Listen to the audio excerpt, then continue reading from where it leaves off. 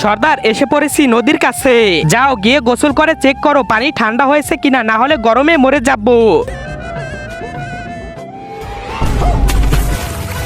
আরে পালাও, এখন তো আমাদের শেষ সম্পদ শেষ হয়ে গেল, এখন তো আমরা গরমে মরে যাব। সর্দার, আমি নদীর কিনারায় বড় একটা মানুষ দেখেছি। ঠিক আছে চলো। হ্যাঁ চলেন।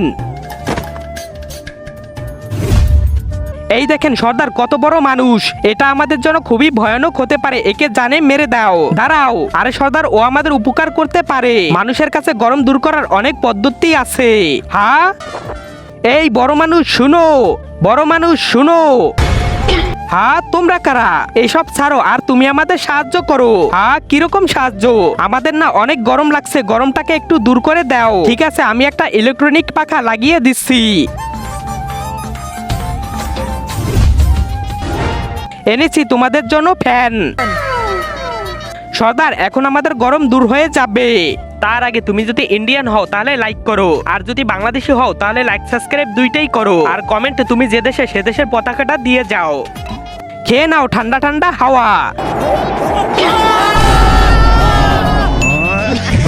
আরে বাবা, এই মানুষ তো উড়ে গেল।